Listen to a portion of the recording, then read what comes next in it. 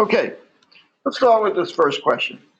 The population mean is known to be 160. Notice, by the way, that I used mu instead of x bar because I'm talking about the population, not a sample, right? That's called a parameter, right? If I use x bar, I would be talking about a statistic, and it would be and I would be using that x bar notation. If I'm talking about the population, that's called a parameter, and it's mu for the mean.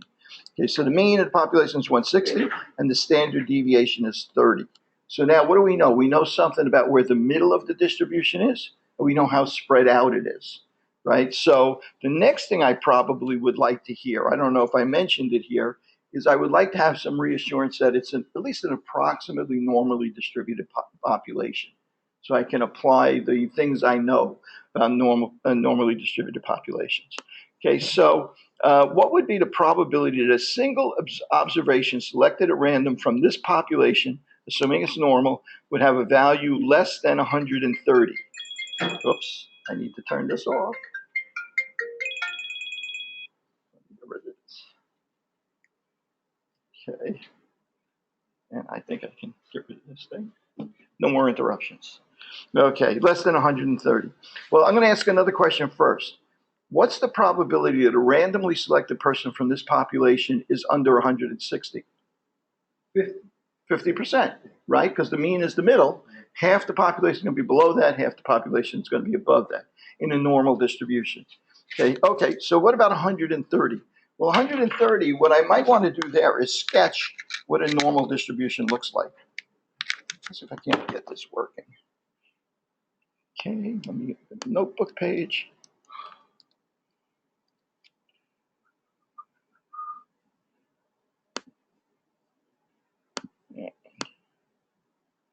And I'm going to open one of these, I guess.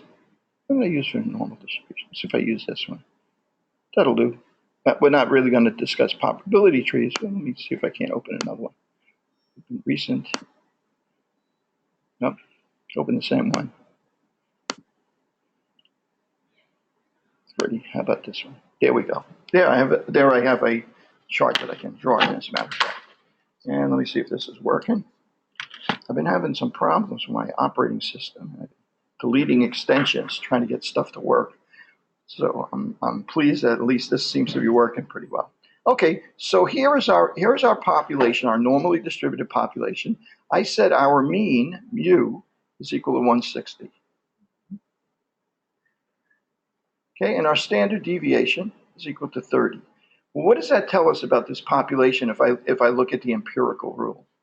The empirical rule tells us that if I go down left of this mean, here's the mean. If I go left of the mean, one standard deviation, and to the right of the mean, that's about 68% of the population, right? So let's see, what would that mean? That would mean if I were looking at a value of 130, well, 130 is 30 below the mean, which means it's one standard deviation below the mean. So this is 130. It's also what we would call one standard deviation below the mean. So it has a z-score. Z-score represents number of standard deviations below or above the mean. The z-score is equal to -1. Okay, simple enough because we can see the math there. It's pretty simple. If we're not sure, we can use this formula. Z is equal to x, the value you're interested in, minus mu over the standard deviation. So the z-score here would be 130, right? That's what we're interested in, minus 160 over 30. So that's minus 30 over 30 is -1. Notice the -1. -1 tells us that we're dealing with something below the mean. +1 would have been one standard deviation above the mean. So what the question asked us, what's the probability of randomly selecting one person that's below 130? So the percentage of the population is represented by this area that's below one standard deviation below the mean. So we need to know what that area is. When we know that this area here, one standard deviation below to one standard deviation above, is 68%, right? So what's left of this distribution if we eliminate that middle part here that we're not using? So it's 100% minus 68% is 32%. Roughly 32%. Remember, we're using the empirical rule, so that means we're kind of rounding this whole thing off. It's an estimation. So 32% of the distribution is outside of this area. That's one standard deviation below and one standard deviation above. The only problem is we're only interested in this part of it, not the upper part. So how am I going to figure out what the lower part is relative to the upper part? Okay, well, we got 100. We got 1 minus 68% minus 0.68. So we got 32% less left, right? But that's both sides add up to 32%. We've only subtracted the 68%. So we got two sides. So how do I know what the upper side is and what the lower side is? What areas they are, right? Well, this distribution, normal distribution, is symmetrical. Shape's the same on both sides. So that means that the 32% left, half of it has to be down on the bottom, half of it has to be up at the top. So this area in here must be 16%. Okay, are we in agreement on that? We comfortable with that? Okay, we're going to do more. Don't worry about it. There's plenty more of these problems to do. Okay, I got a comment here. Well, when is our first test? I think our first test is coming up after, not this coming it's coming up not this week, but the following week. Now I just want to mention this before we go on. Since next week, a lot of classes are disrupted. Here, like we're missing Thursday next week because I have a Monday class I have to give, right? So we won't physically be here. That doesn't mean that I can't do something online, something during the week anyway. We just won't be able to meet here. So I think in the syllabus we have the exam is not next week but the following week. So the following week we don't have the constraint of the holidays. Like my Monday class is not meeting this Monday, they're meeting Thursday instead, and then they're not meeting again the next Monday because it's Columbus Day. So we're not meeting on Monday again for 3 weeks. That's not our problem. The exam will be online, and you will have at least several days to do the exam.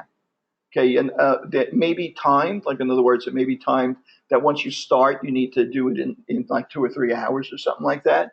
But I'll give you a big window where you don't have to worry about, oh, I got work, I can't do it that night or something like that. So we have the latitude of not having to be in a certain spot at a certain time to do the exam. Okay, so I'll give you a nice window of time that will make it convenient, but it will be the following week. Maybe I'll even give you just a whole week to do it, but most likely I'll give you a window of time because I don't want you working on it. It's a first exam. It's not like, you're not writing a thesis here. I don't want you to kill yourself. I want you to do spend 2 or 3 hours on it, and we'll see where we are. And don't panic, because even if you struggle with it, we've got plenty of time to make it up. We're still in the beginning of the semester. But it's not yes. It's not the midterm. No, you want to know something? Originally, right now, the syllabus shows us having 2 tests and a project.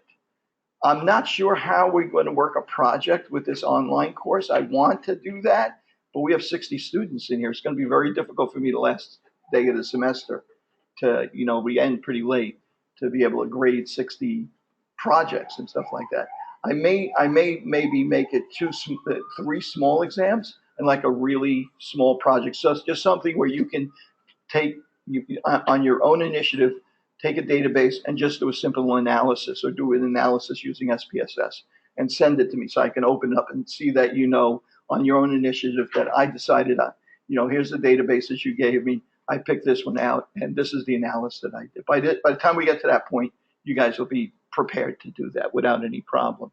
Okay, so I'm thinking of making it like 3 smaller exams rather than 2 big exams. Okay, that sound better? Okay, good. All right. So okay, let me get back to this. Does that answer your question, Peter? Oh, yep, I got an okay already. I didn't see that. Okay, so now next question. For the same population in that question, what's the probability of selecting one individual from this population that has a value higher than 190? I'm going to redraw this now. Okay, let me see if I have another. Here we go. Here's another distribution. Okay, this time, let's see, same as before. We have a mean of 160, right? And we want to know what's the probability of having a value greater than 190. This is 190 here, let's say. Okay, sigma is equal to 30. Standard deviation is 30. So z is equal to 190, x minus mu, 160, over 30. So our z-score here is plus 1. 190. Minus 160, the mean, x bar, x minus mu over sigma, right? So how many standard deviations difference between 190 and 160? 1 standard deviation, but it's plus 1 this time. So we want to know what's the probability of randomly selecting a value that's in this area of the population, has a weight, let's say this is weights, has a weight greater than 190. So what do you think that area is going to be? Give me a rough idea how you might approach that. Well, what do we know from the empirical rule? What do we know about this from the empirical rule? We know that 1 standard deviation below the mean and 1 standard deviation above the mean is 68% of the distribution, right? So what does that leave for this point, 1 standard deviation above? 32. That's right, and below is 32%. How much of that is in the top and how much of that is in the bottom? 32% left. So how much is in the top and the bottom? Well, they're symmetrical. So there's 16% of the population is in the top and 16% in the population is in the bottom. So the answer to that question is 16% of the probability is 0.16. Okay, you guys comfortable with that? All right, we'll do another one. Keep doing them until we get it. Now I'm going to start to change numbers here because I don't want to do the homework for you. At least not directly anyway. Okay, so number 3. For the same question, what is the probability of selecting one individual from this population randomly that has a value between 130 and 190? Okay, so let's take a look at this. Well, this one I'm going to actually have to wind up doing the same problem anyway, so I might as well keep it the same. Whoops. Actually, you know what I'm going to do? I'm going to see if I can't grab this thing.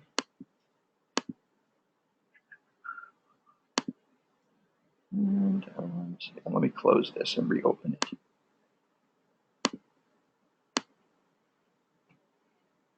So 32% is outside. 32% is outside that central 68%, right? One below and one above, right? 32, but half of it's below, half of it's above, right? Because it's symmetrical. So the next question was same issue, right? Same issue, except this time we want to know what's the probability of being between. I don't remember if it was between or greater or less than. What's the probability of being between 130 and 190? Well, 130 is 1 standard deviation below, and 190 is 1 standard deviation above. So what area we're looking at now? We're looking at this area in here. What is that area? That's the 68%. Now, if I ask you, what's the probability of being below 130 or above 160 or 190? Below 130 or above 190, right? 32%. 32%. It'd be this 16% and this 16%. I'm going to ask you one more question. What's the probability of being below 130 and above 160?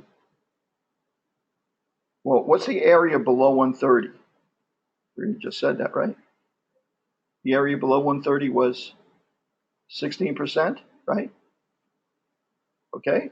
And what's the area above 160? 50, right? 50%, right? Right. Above that is 160 is the mean. The area above the mean is 50%. So the probability of picking someone that's below 130 or above 160 is 16%, and 50% is going to be 66%. Okay. It's a little tricky, but yes. It's tricky, but if you know the rule, it seems like you don't need even to do math. Well, to tell you the truth, yes, for now, the empirical rule. But pretty soon we're going to get to the point where you're going to have to do math. Okay, we're going to get to that spot right now. Okay, because we're dealing with numbers where we're looking at probabilities that are exactly 1 standard deviation or 2 standard deviations. I don't know why I'm so popular. Nobody's called me all day long, and now they're calling me. Turn this thing off now.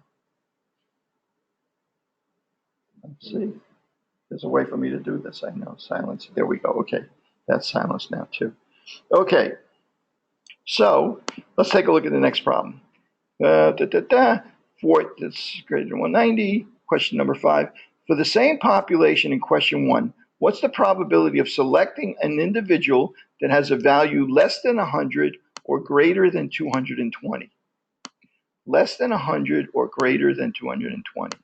Okay, let's see how we might solve that. Oops. Oh. There we go. I got another one of these here. Good. Okay.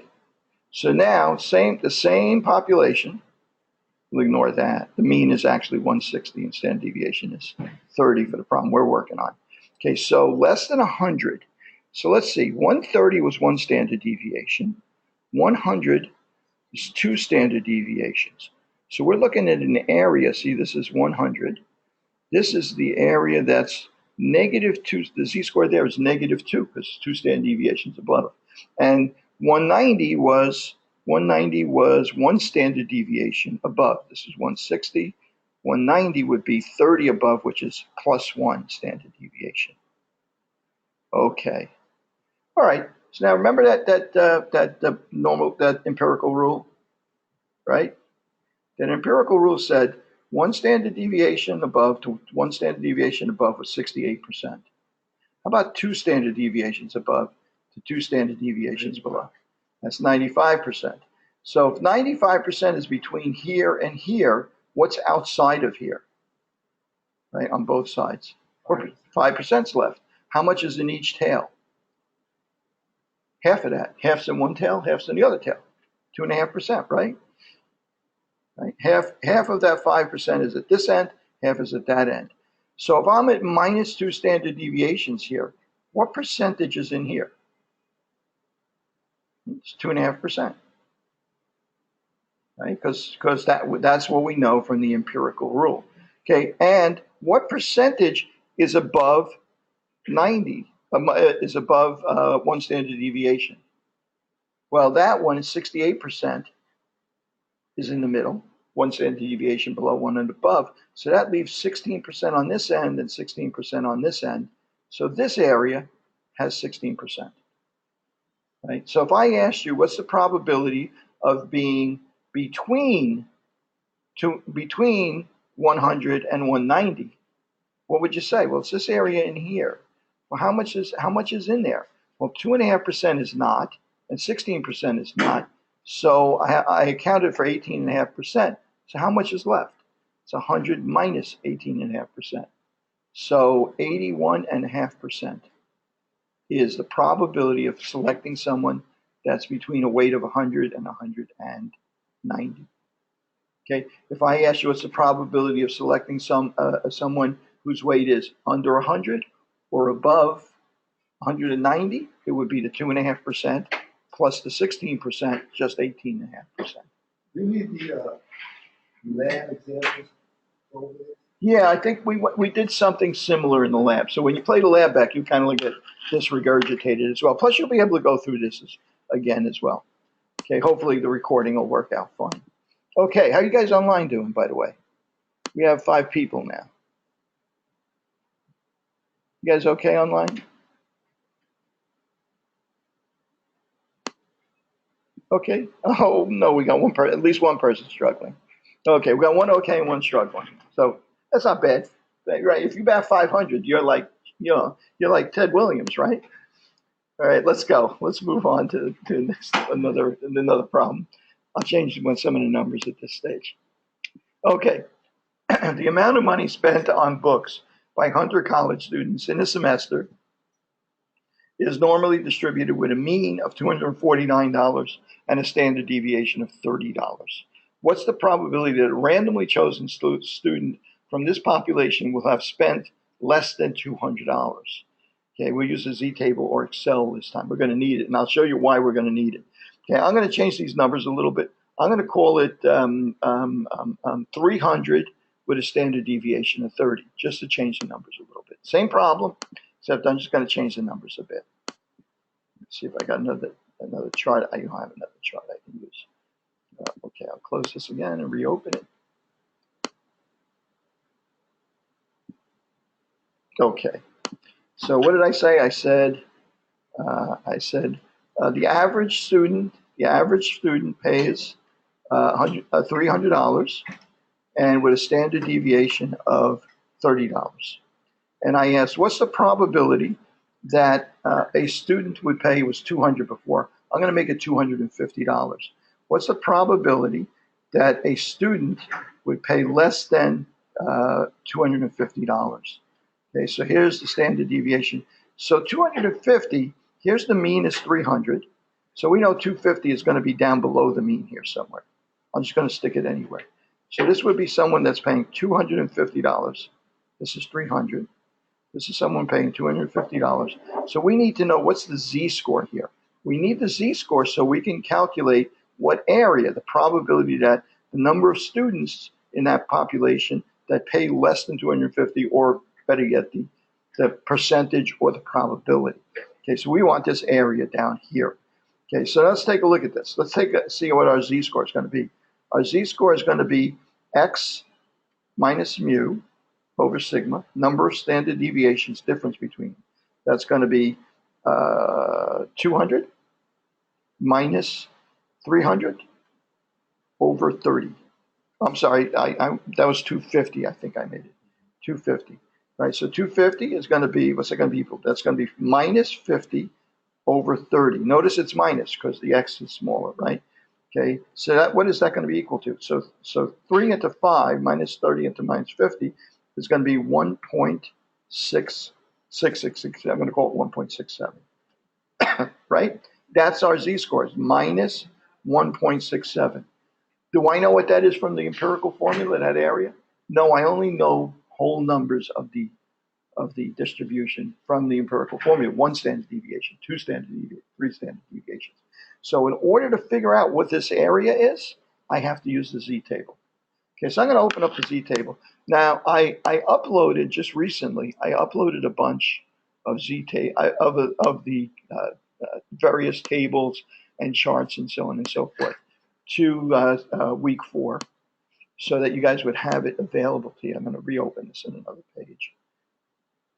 So you don't have to go scrounging around for it in your book if you didn't need to. But there is a table in your book. It's in Appendix B. I think it's page 425 or 27 or something like that. 428. There you go. Okay. So I'm going to go in here, weekly sessions. And I'm going to go in here. And I'll show you where I put it. And if you look here, let's see. Here it is, Z-table, Agresti. Agresti is the name of an old textbook that we used to use. So here is our Z-table, right? We have a Z-table. We have one table for numbers below the mean. They're negative Z-scores below the mean. And we have a Z-table for Z-scores above the mean, which are positive numbers. So in this case, it was negative 1.67. Okay, so how do I find these numbers in the middle are the areas of the distribution? Which areas? The areas from Z down to the left, the percentage of the population below that value, which is what they're asking us anyway, right? Okay, so let's find the value to Z-score 1.67. So negative 1.6 is here. Now there's 10 numbers going across here.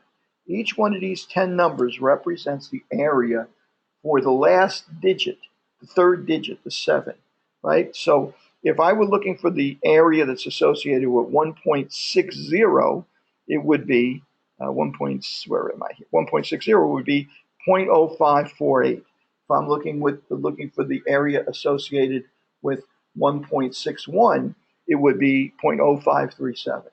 So if you look on the top here, this 0, 1, 2, that's the last digit. That's why I have all those columns. Yeah. Yeah. So this is just the way that they could organize it so they could get all these numbers on one page. Right. So from 1.67, how do I get there? 1.60 is that number. 1.61 is that number. 1.62 is that number. 1.63, 1.64, 1.65, 6. Here's 1.67. It's 0.0475. So this area that we're looking at here, excuse me? Go across 7.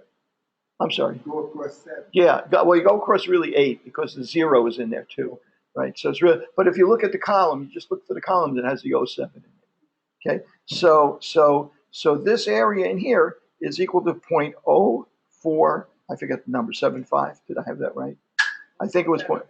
Yeah, it was 75. So what does that mean? That means the probability of picking an individual student out, that randomly picking an individual student that spent less than $250 on their books that semester, right, given this normal distribution, is 4.75%.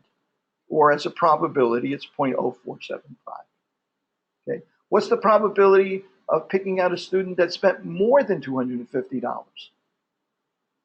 Well, it's everything else, right? It would just be 1 minus 0.0475, or in other words, 0.9525, 95.25%. Okay? Again, hopefully this records okay. You'll be able to go back over this, take another look at it as well. Okay, messy. Are you Gladys? Are you referring to my diagram? Are you saying that that's messy?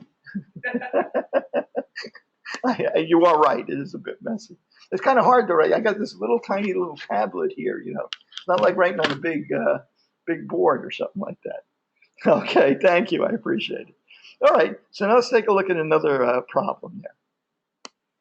Okay, let's see. Let me go back to this homework here. What happened to? Oh, here we go. I had another verse. Here we go. It's behind here. All right, let me see if we can't. Let me grab that. Okay. All right, so let's see if we can't change this up a little bit. Okay. Okay, let's take a look at this one. Researchers in the 1999-2000 National Health and Nutrition Examination Survey, and Haynes, estimate that the dietary intake of 10 key ingredients, they estimated the dietary intake of 10 key ingredients for a number of study participants. One of those nutrients was calcium, with intake measurements milligrams. For adults 60 years or over, they found that the mean daily intake was 721 milligrams, with a standard deviation of, it's added a pain there for me, of 254 milligrams. Use these values for the mean and standard deviation for the US population. You notice that we were talking about a sample, but I said, let's assume that that's really what the population is, so that we can work with this a little bit more comfortably. Compute the probability that a single randomly chosen adult over 60 years old will have a daily calcium intake of under 400 milligrams. Maybe we say to ourselves, 400 milligrams, they're a risk for osteoporosis, I guess, or whatever. So we're concerned if they're getting under 400 milligrams. So we want to know what percentage of adults in this survey were likely to be below that level. Okay, so let's take a look at this. I'm going to go back here, and I'm going to lay out a new standard. I'm going to lay out a new normal distribution. Again, a lot of this is based on the fact that we're assuming that the distribution is normal. I'm going to make up the numbers. I'm going to change the numbers. I'm going to say that the average intake was mu is equal to 800, and that the standard deviation is equal to 250. And I'm going to say, okay, I'm going to keep that 400. I'm going to say, what's the probability that if you randomly selected an individual from this population, that their intake would be less than 400 of calcium? You could also look at it from the perspective of what percentage of the population has an intake of less than 400, which is kind of useful to know, right? Because you know how big a problem it is then. Okay, so the mean is 800, the standard deviation is 250. So if I'm looking at 400, I'm looking at this end down here. So I'm going to pick that out as 400. So in order to know the percentage of people that are in this area of the distribution, I need to know what the z-score is, right? How do I calculate the z-score again? Z, right? Which is, what's the x? X is good. And what's the mean? Yeah, I'm calling it 800. Over the standard deviation? Yes. 250. I called it 250 for this example. Okay. So what's that going to be? That's minus 400 over 250. Right? So what does that come out with 250? 25. What does that come out to? That comes out to be 1 point. Let's see, 250 leaves 150. 250 over 1 is 1.67 again. I get the same number. I'm going to change these numbers. That's terrible. How did I do that? I knew if I tried to do that, that wouldn't happen. I'm going to say we're interested below 500. Maybe that's 500 instead. Okay, so 500. No, I don't want 500 either, because 500 is going to be one standard deviation. So, no, it's not. It's going to be, okay, 500. I'm going to say 500. 500 instead of 400. This will work now. Okay, so that's 300, right? So 300 over 250 is going to be 1.2. Am I right? 1.20? Is that right? It's going to be 50. 50 over 250 is 0.2. So the z-score is going to be plus, it's going to be negative 1.2. It's to the left of the mean. It's always negative. It's to the left of the mean. 500 minus 800 is negative. So you know it's going to be negative. Okay, so that's going to be a z-score that's equal to negative 1.2. Okay, I know, Gladys, it's still messy. Okay, so let's take a look at this. What area is represented by a z-score of negative 1.2? And I got to go to my table again, right? So let's see, negative 1.20. Negative 1.2, right? Now, how far over do I have to go now for the zero? Right there, right? That's the zero column, is right there. Right, if you look up here, you'll see the third digit is a 0. Okay, so let's see, where are we here? 1.20 is 0.1151. Okay, so this area in here is 0.1151, or you could also call it 11.51% of the population, or a probability of 0.1151. Of course, if the question had asked and said, what percentage of the population, or what's the probability for more than 500, it would be the area here, which would just be 1 minus 0.1151, right? It would be 88.5%. Okay? So this area, if this area is 11%, that means, I'm sorry, this area is 89% roughly. Okay?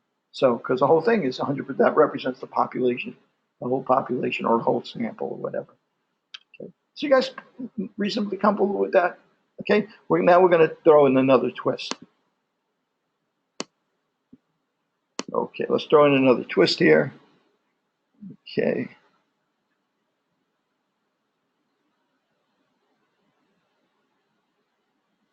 Okay, I'm going to ask you, okay, same problem. I'm going to change this so that we remember what we're doing here, 800 and 250. Okay, I'm going to ask you, what's the probability of someone consuming more than, let's see, 800, more than 1,000 milligrams, okay, of calcium? Well, 1,000 is going to be, the mean is 800, 1,000 is going to be to the right of the mean. So if this is 1,000, the z-score for this value of 1,000 is going to be, z is going to be equal to 1,000 minus 800 over the standard deviation 250. It's going to be 200 over 250, which is going to be equal to plus 0.8, 0.80. Okay, so let's take a look at our z-score there. Okay, now remember what I asked. What's the probability of picking a random individual that consumes more than 1,000, not less than, more than? So I'm going to go over here to the table. I'm going to look up on my positive table now. I'm going to scroll down to the positive table. And now notice that the areas are all going to be above 50% in here, because all these areas represent, since they're to the right of the mean, they're always measuring the area to the left of that value. So they're always going to be above 50% when you're in the positive z-scores. So let's see, 0.08, here we go, 0.08, and where's the last zero? It's right next to it here, 0.781.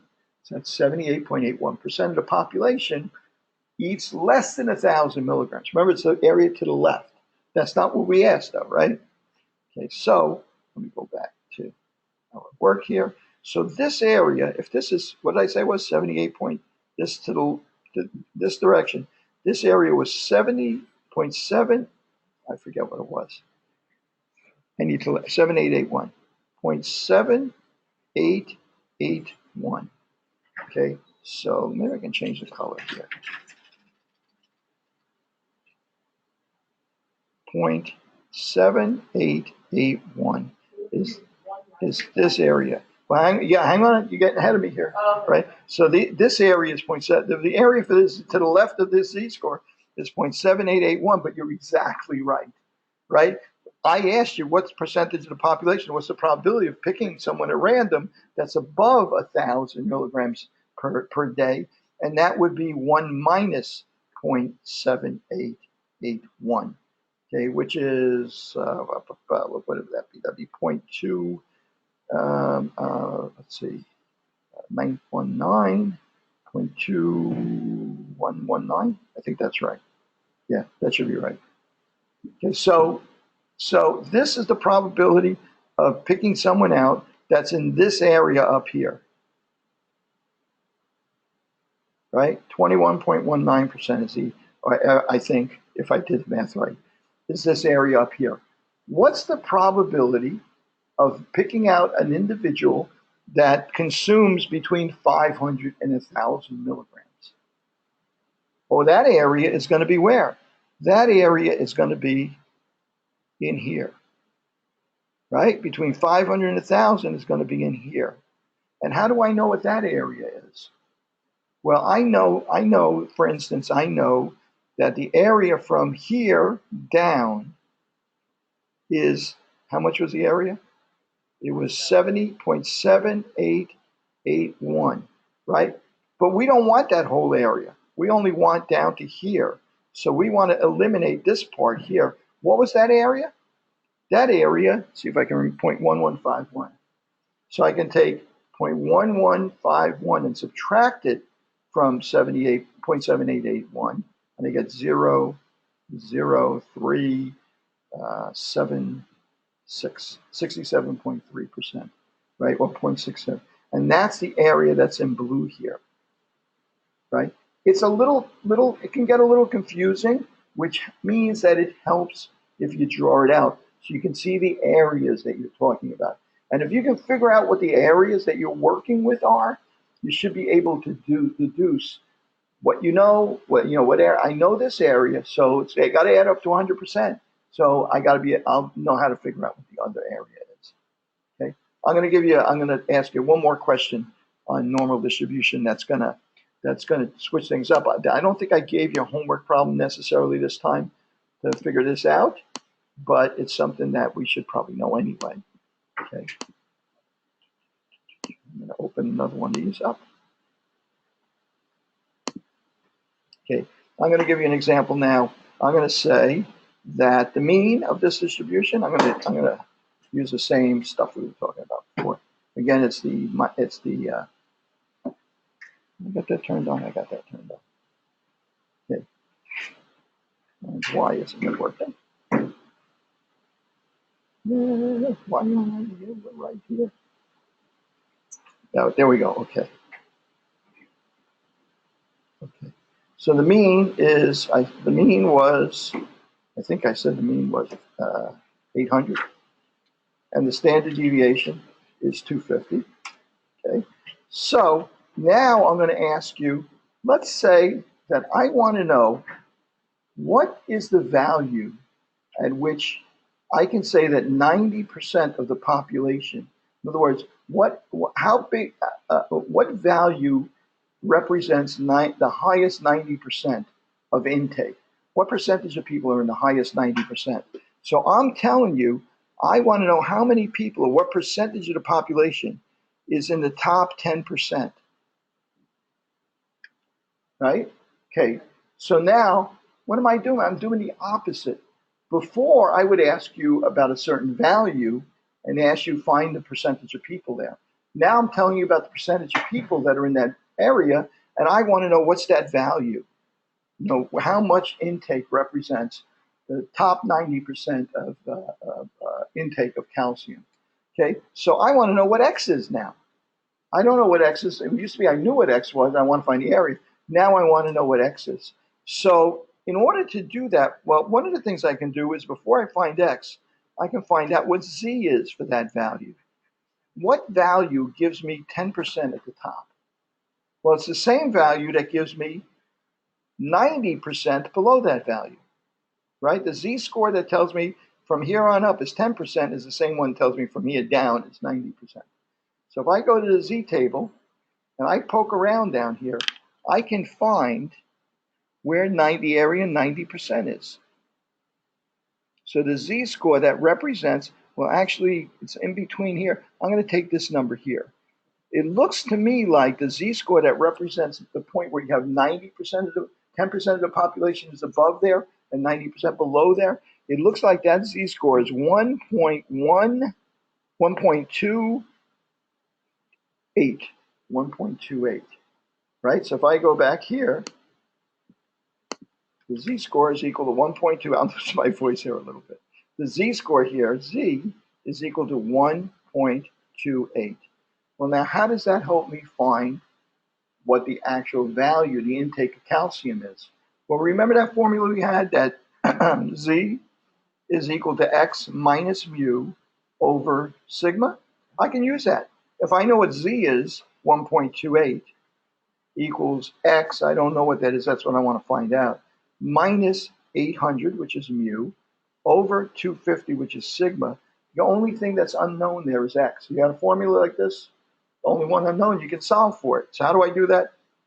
Multiply by 250 on both sides. So I got 1.28 times 250, right? And then subtract 800 from this side and move it over to that side. So we got 250 times 1.28, move this over, plus 800 is equal to x. So what is 250 times 1.28? Let me get my calculator here if I can find it. That's, oh, I got somebody saying that's easy. I love it. That's great. Thank you. That's good. I like hearing that. 1.28 times 250. Oops. I got to clear it. 1.28 times, what was it? 250? I got confused. 250 equals 320. 320 is right? That's what you just said. Okay, good. 320. So this is equal to 320 plus 800, 1120. So the top, 10% of the population is eating 1,120 milligrams of calcium per day or more, right? That's our top 10% of the population. That's how much they're eating, 1120 or more. See how we use the Z table backwards here, right? I asked you, if I had asked you to simplify it, if I asked you what's the calcium intake for the top 50% of the population, that would be easy. It's the mean, 800, right? But since I asked you what's the calcium intake for the top 10%, you have to use the Z table to find the area, to find the number that represents that area of 10%, right? The mean is easy, right? But the rest of it gets a little bit more complicated. Okay? The way that you find it on the Z table is by looking at the number at the bottom. Looking at the numbers in the middle, right? So in other words, what's the Z-score for the mean? The Z-score for the mean is 0, right? Z-score is 0 for the mean. Neither below the mean or above the mean, 0. So where's the Z-score 0 here? 0, 0, 0. See, that represents 50%. Sure. So these are all areas. If I ask you what's the area to the left of a Z-score of 2, that would be 2.0. It would be 90.9772, right? That would be the area from that point down. What about the area to the left of Z-score of -1? Z-score of -1 is -1.0 is this value here, 16% roughly. Well, that makes sense, right? Because remember we said that a Z-score of -1, +1, -1, you got 16% on this end. So it's roughly, you see it in the area here. So these numbers represent the areas, and these represent the Z-scores that represent those areas. So if I tell you the area, to the left of that. You can give me the z-score for that area, right? If I give you the z-score, you can give me the area to the left of that z-score. So you can use a z-score to find the area, or you can use the area to find the z-score, right? Okay, so I'm going to move on real quick because we only have about 10 minutes or so. I'm going to move on real quick to the other part of the homework, which included the binomial distribution. Okay, and by the way, I also gave you guys on Blackboard, if I can get to it real quick, I gave you another chart on there, and that's here, like Excel. I gave you an Excel file and a PDF file, and that PDF file has the various functions that you can use in Excel to find the areas. So for instance, if you put in norm dist and put in the z-score, like norm s equals norm s disk, and the z-score is 1, let's say, if you put in norm s disk parentheses 1, it'll give you to the area to the left of that, right? So that's the same thing as looking it up on the z-table. Let me do it. Okay, what did we say the z-score, the area was to the left of a z-score of -1? I just did it. It was 15.97, right? Yeah. Right, almost 16%. Okay, so let me do it using using Excel. Okay, don't need that. Okay, so equals norm s dist parentheses. It's asking me for the z-score. Well, what's the -1 is the z-score. It's going to give me the area to the left of that z-score, -1. And there it is. It's 15.86%. A little different than the table. Actually, but probably a little bit more accurate than the table. Right? So what is that? That's roughly 16%, which was what we would have got with the empirical formula anyway. Right? What do you think is going to be to the left of a z-score of +1? Right? Z-score of +1 this time. That's what equals, right? Oh, yeah, good. Thank you. Equals. Okay. What do you think is going to be to the left of that? Well, remember we said the only thing that was left to the right of that was 16%. So the rest of it, 68% and 16%. Remember, imagine in your head how the empirical rule divides up one standard deviation below and one above. 68% is in the middle, and 16% is on each side. So it adds up to, so you got 68% below it, and you got that 16% tail. Right? So 68 and 16 is 86. So let's see if it comes out to roughly 86. Well, yeah. Again, the empirical rule rounds it off, and I'm rounding it off even more. So 84% is to the left of that. Right? So you can use this, and I gave you some other functions you can play around with. If you know x, mu, and sigma, you can calculate the area. You can calculate the p-value area just from actually just putting in, like for instance, in the examples where I told you what x and mu and sigma were, you can just put those into equals norm dist and then put in those values, and it'll give you the value p. You don't have to calculate the z-score to get the area, and so on.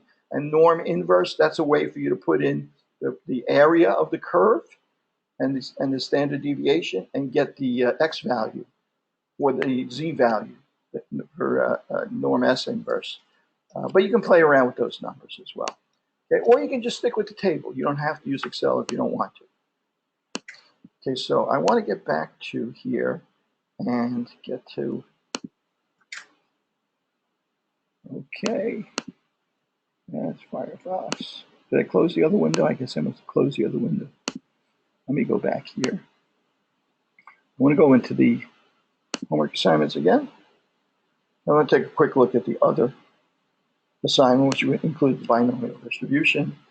And let me start it. Oops.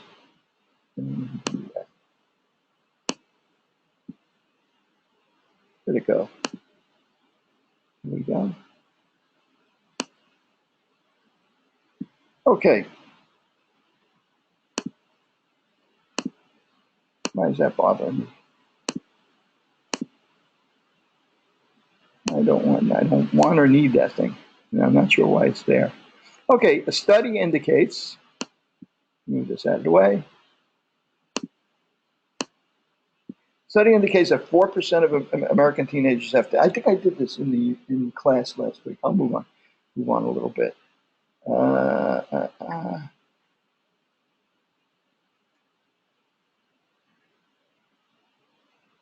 I'll change the numbers a little bit. Study indicates that 4% of American teenagers have tattoos. I'm going to change that. I think times change. Now it's 10%. When I was a kid, it was probably 2%. Now it's 10%. It could be 30% for probably could be 30% right nowadays, right? The study indicates that 4%. I'm going to go. Excuse me. I'm going to say 20%. Study indicates 20% of Americans have tattoos. You randomly select 30 teenagers. What's the likelihood that exactly 3 will have a tattoo? Okay. Well, the deal there is that we're going to pick out 30 teenagers, right? So if the probability of any one of them is 20% of having a tattoo, right? Well, if we picked out 30 teenagers and you expect 20% of them to have tattoos, how many of them would you expect would have a tattoo? 6, right? Yeah, exactly. 20% of 30, you'd expect to get about 6 of them. So 3, not so likely, right? Okay, so there's a couple of ways I could look at this. I might be asking you, what's the probability? I'm going to push that up a little bit to 5 teenagers. What's the probability that I would get exactly 6? And let's do 6. What's the probability? It sounds like I should get 6 teenagers, most likely. What's the probability I would get exactly 6 out of 30 teenagers? Well, we can use the binomial distribution to figure this out. Remember that tree we did with the pennies, heads and tails, and so on and so forth? That kind of random chance outcome where you can have either yes or no outcome. With a coin, it's 50-50. It could be head or tail, 50-50.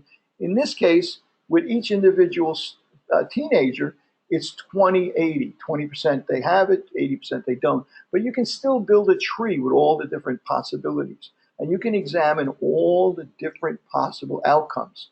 In 30 teenagers, you figure, I think about 6 of them are going to have tattoos. But if you select 30 teenagers, it could be the first one doesn't, second one doesn't, third one does, fourth one doesn't, fifth one does. Yeah, or it could be the first 6 have them and then the other 24 don't have them. You have a million different possibilities there. So it's very difficult to sit down and just try and work out every one of the possibilities that you could have. So we have a cool tool in Excel called Binomial Dist, or binomial distribution, that we can use to predict these probabilities. So I'm going to open up Excel again, and I'm going to ask myself, again, what I'm going to bring up what we have here. Okay, so the number of students and number of teenagers in our sample is 30. And the probability of any one of them having a tattoo is 20%, 0.20. And now I'm asking you, what's the probability that that we would get exactly 6 students that have tattoos, right? I'm going to use the binomial distribution to do that. Equals binom dist. I'm going to put in parentheses. As soon as I hit the parentheses, it's going to prompt me for information. It's going to ask me, what's the number of successes? A success in this case is the number of teenagers that have tattoos. So the number of successes we're interested in is 6.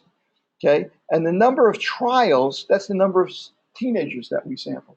That would be 30. And the probability of any individual teenager having a tattoo is 0.2. And then I'm going to answer either true or false for cumulative. If I'm asking you, what's the probability that exactly 6 students will have a tattoo, I'm going to put false in for cumulative and hit enter. And the probability of getting exactly 6 teenagers is about 18% of the time you get exactly 6. Now, what would have happened if I put true in there? Right? The probability of, in that case, I'm going to leave that probability part open for now, because we'll come back to that. I'm going to in binom dist, parentheses. The number of successes is 6 teenagers. The number of trials is 30. The probability is 0.2. This time I'm going to put in true for cumulative and see what I get. And this time I get 60, a little over 60%. Let me think about this for a second. What does that represent?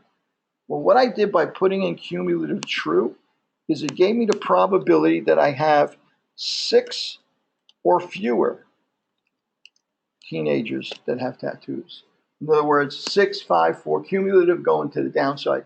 6, 5, 4, 3. What's the probability that I'll have up to 6 or less tattoos, teenagers with tattoos? And that probability is 60%. The only difference between the first way I did it and the second way was saying true or false for cumulative. Okay, what's the probability that I would have more than 6 teenagers that have tattoos? Well, the probability that I have 6 or fewer is 60%. What's the probability that I would have more than 6? Got to add up. No, it's got to add up to 1, right? It's 40%, right? Probably 60% chance of having 6 or fewer means that there's 40% chance of having 7 or more. It's got to add up to 100% of the students, right? 100% probability anyway. So wait, so the true, putting the true cumulative meaning that it's less than this. It's 6 or fewer. It includes the in other words, it's the probability. Here, I'll do it right here. I'm going to say 1, 0. What are all the different possibilities? Could be 0. No, none of the students have it. 1, 2, 3, 4, 5, and 6. Right? What's the probability you have 0? That's going to be equal to binomial dist, parentheses, the number of successes. Well, in this case, the success is 0, right? None of the 30 have it. Very unlikely, right? Okay, 0.2. The trials is 30. Probability is 0.2. And remember I said that if I put false, it includes only that possible outcome. So the probability of having none out of 30 is like 1/10 of 1%. Very unlikely. I'm going to do this calculation for 1, 2, 3, 4, 5, and 6. And so the probability of having exactly 4 is 13%. Probability of having exactly 5 is 17%. What if I add up all these possibilities? Well, that means that if I add these together, it's the probability of having anywhere from 0 to 6 or less. So what does that come out to? Comes out the same as using the function where I said cumulative true. It means that you're adding up all these. It's not just 6, but 6 or fewer. And that leaves 40% chance of having more than 6. And that's my cue because I got to get to the other. I have to run to the other building for my lab class. I'm sorry, guys. That's I would love to stay here all night and work on this stuff, but they schedule. This is just it's just the schedule. A little tough. But like I said, next week I won't be able to do Thursday session because there's Monday. The brick and mortar class is Thursday. They have no class on Monday because it's a religious holiday. So the Thursday is a Monday schedule. And unfortunately, during this time period, I have a Monday class. So I got to teach that Monday class. No, we won't be here physically, but I'll do something online so you can tune in online and follow me online. Not at that time, though, because I can't be in 2 places at once. But I'll pick another time out. And if you can't make that time out, you'll be able to catch the recording and stuff. Good night, guys. Okay, thanks for coming in. I would have hated to come here and I'll be all alone. Good night, guys. Online.